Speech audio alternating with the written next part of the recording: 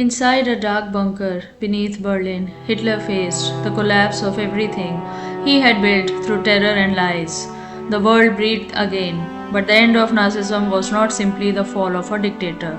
The world stood shocked by the scale of destruction.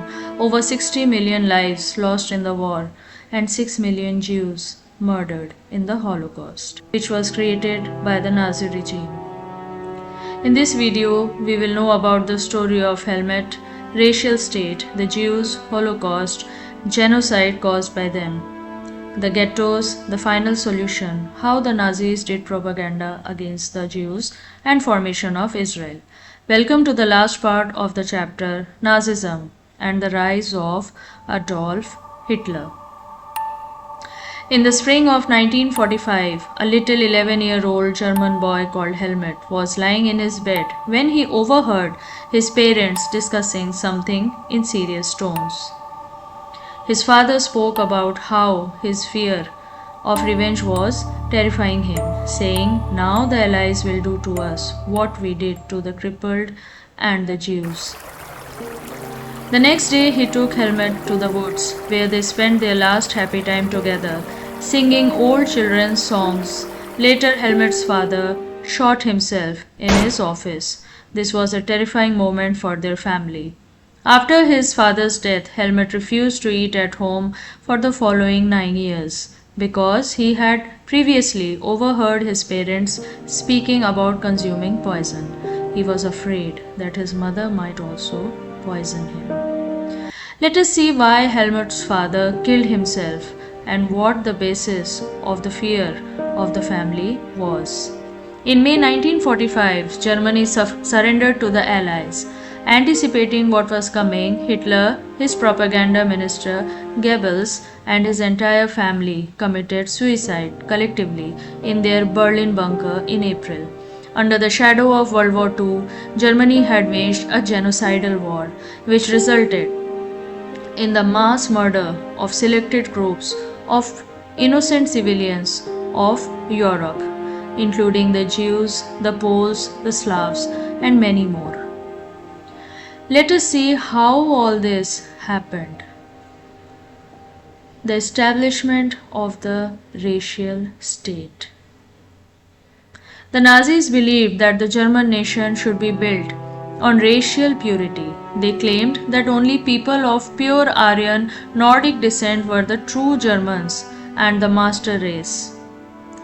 According to Hitler, all other races, especially Jews, Roma, Gypsies, Slavs, and the black people, were considered inferior or the racial enemies of the pure race. Even Russians and the Poles and the disabled were tortured by the Nazis. They didn't even spare the crippled people. When Germany invaded Poland in 1939, Hitler planned not only to occupy their territory but also to destroy the Polish national identity. The Nazi regime targeted the Polish intelligentsia, the people who represented Polish culture, leadership, and resistance, who were considered the intelligentsia: teachers, university professors, writers, artists, journalists, scientists, and doctors, priests and community leaders, politicians. The university closures and mass arrests were made from 1939 onwards. Educational institutions were closed and professors were deported to camps. Hitler believed that by eliminating these influential groups, Poles could be reduced to a slave nation to serve the Germans. He wanted to eliminate cultural leadership. After eliminating the educated class, Nazis planned to Germanize selected children considered racially suitable, use the rest of the population as forced labor, and replace Polish identity. But have you ever thought why Hitler wanted to enslave Poland? Hitler wanted to enslave the Polish people because of his racist and imperialist ideology, a mix of Lebensraum and Nazi ideology.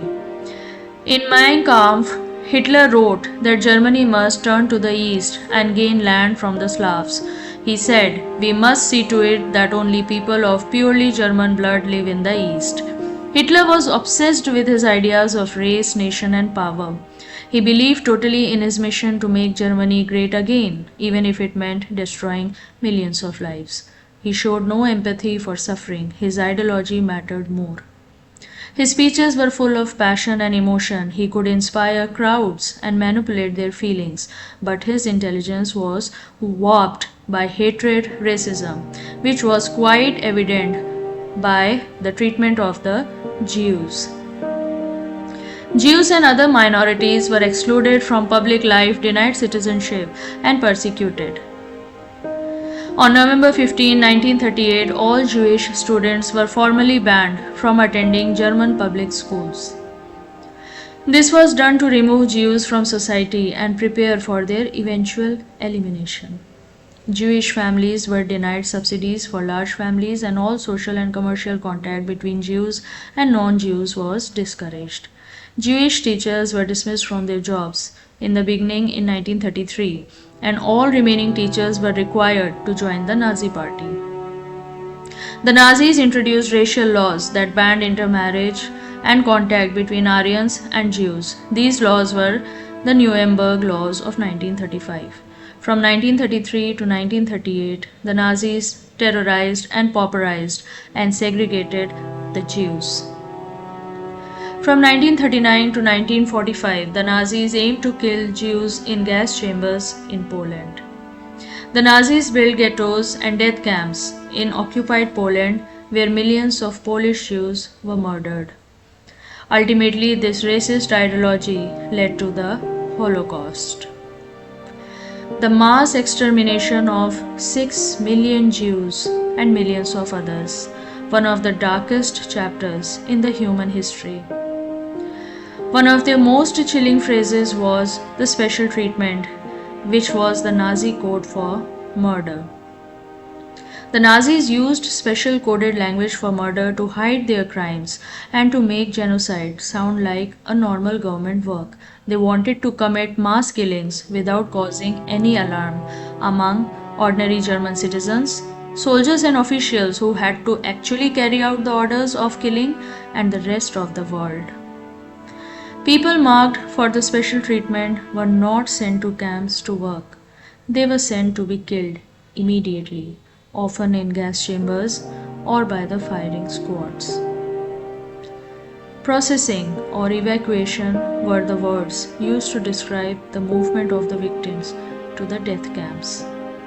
The gas chambers were called disinfection rooms and used in reports to make killings sound like a medical or a normal hygienic process. Propaganda against the Jews. Nazi propaganda turned lies into truth, hatred into pride, and Hitler into a hero, shaping the minds of millions and silencing all the opposition. Hitler's speeches were broadcast across the nation. Films like Triumph of the Will showed him as a powerful, almost godlike leader. Bold posters glorified the Aryan race and blamed the Jews for Germany's problems. The newspapers also spread hatred and lies against the Jews. This was done to poison the minds of German population against the Jews. Giant rallies, swastikas, uniforms, and marches created a sense of unity, pride, and fear. People felt a part of something greater, the Nazi nation. The Eternal Jew, 1940, a film that blamed Jews for all Germany's problems. It was used to justify persecution and genocide of the Jews. And they were referred to as the rats and pests. Many ordinary citizens believed that Nazism could genuinely bring prosperity and well-being for them. But majority of German citizens had no courage actually to protest against the Nazi regime. Now a question arises, why the ordinary citizens were quiet? As I mentioned, the ordinary Germans did believe Nazi propaganda, especially in the early years. The Nazis encouraged citizens to report to the authorities about the Jews who were hiding, people marrying the Jews, and those helping the Jews. Some Germans disagreed quietly with anti-Semitism, tried to ignore what was happening, and were too afraid to resist. Anti-Semitism represents hatred for the Jews.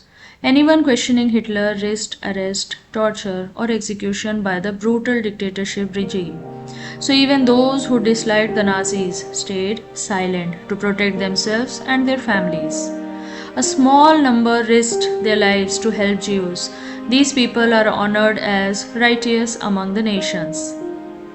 The Third Ray of Dreams, a book written by Charlotte Beradt. The book described the Jews started to believe the Nazi stereotypes about them. A haunting approach to the question of what Nazism feels to those who actually lived under it. The book analyzed the dreams recorded between 1933 and 1939 from over 300 individuals in the Nazi Germany. Pastor Martin Niemöller. He was a German who initially supported Hitler but soon realized the Nazis were attacking human rights. He became a leading voice of the group that resisted the Nazi interference. Because he had openly criticized the Nazi policies and the persecution of the Jews, Niemöller was also arrested in 1937 and he spent 7 years in concentration camps. After the war, he reflected on how he and others did not do enough to protect the persecuted people. His most famous words warn against staying silent in the face of injustice. This is the poem. You can go through this poem. Anne Frank. Anne Frank was a Jewish girl born in 1929 in Germany who became one of the most famous victims of the Holocaust due to the diary she wrote while hiding from the Nazis. Along with her family, she was in hiding. For over 2 years, Anne wrote honestly about her fears, hopes, and dreams, describing life in hiding, the people around her, and her wish to become a writer. In 1944, her family was discovered and arrested. Anne was sent to concentration camps and she died in 1945 at the age of only 15. After the war, her father, the only survivor in the family, published her diary as the diary of a young girl, which continues to teach millions about the horrors of the Holocaust and the enduring strength of hope and humanity.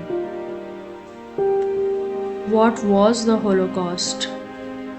The Holocaust era began in January of 1933 when Hitler and the Nazi Party came to power in Germany. It ended in May 1945 when the Allied powers defeated Nazi Germany in World War II.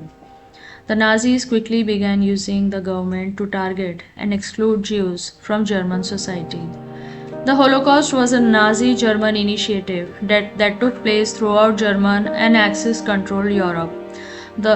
By the end of the Holocaust, the Nazi German regime and their allies and collaborators had murdered 6 million European Jews. The Nazis targeted Jews because the Nazis were prejudiced and hated Jews.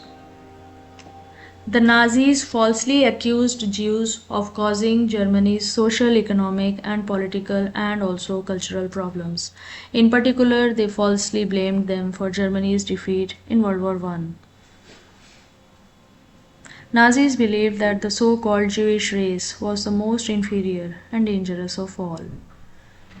The Nazis preached that Jews were a threat that needed to be removed from the German society. Throughout German-controlled and Allied territories, the persecution of Jews took a variety of forms. These included anti-Semitic propaganda, boycotts of Jewish-owned businesses, public humiliation, and obligatory markings such as the Jewish badge worn. They were forced emigration, resettlements, expulsions, deportation, and ghettoization to physically displace Jewish individuals from the community. The Jews were forced to live in overcrowded ghettos, concentration camps, and forced labor camps, where many died from starvation, disease, and other inhuman conditions. The Germans saw the ghettos as a provisional measure to control and segregate Jews, while the Nazi leadership in Berlin deliberated upon options for the removal of the Jewish population. The Germans and their auxiliaries either killed ghetto residents or deported them. The racial discrimination of the children under the Nazi regime. They were expelled from the schools, they faced humiliation inside classrooms, teachers also insulted them in front of other students. Propaganda against the Jewish children was on full swing. Children were taught that Jews were enemies. The Nazis isolated the Jewish children to spread hatred in the remaining non-Jewish children from a very young age. If German children learned to hate Jews, they would naturally support Nazi ideas. Hitler targeted the youth also. Children of the age group 10 to 14 years were ordered to join the Jung Walk. The Jung Walk instilled Nazi ideology through activities, parades, and sports, and basically taught aggression and to hate the Jews. The children of 14 years or above were ordered to join the Nazi Youth Organization for the ideological and physical training. The group's main purpose was to indoctrinate young people in Nazi ideology and to train them for the war. 18 years old children were shifted to labor services. Later on, they were made to join the army to serve the nation. Treatment of women by the Nazis. The Nazi Party promoted a domestic role for women as wives and mothers, with their primary duty being to bear and raise children to serve the state. The regime actively promoted and pressured Aryan women to focus on domestic duties and child rearing to increase the population of the Third Reich. The Nazis expected women to stay at home, look after the family, and produce children in order to secure the future of the Aryan race, which was the superior race amongst the all. Hitler wanted to increase the number of Aryan marriages and raise the birth rate. Introducing the law for the encouragement of marriage in June 1933 also gave newlyweds a loan of 1000 marks and allowed them to keep 250 marks for each child they had. Giving incentives to women who had a large number of children, such as the Motherhood Cross, which awarded bronze for 4 children, silver for 6, and gold for 8 or more. Women were discouraged from working in the Nazi Germany as the Nazis wanted them to raise more Aryan children, and the Nazis also needed the jobs of the women to give to the unemployed men. The Jewish women. Jewish women, along with Jewish men and children, were victims of the Holocaust, a systematic genocide that included persecution, dehumanization, and murder by the Nazi regime. The ghettos.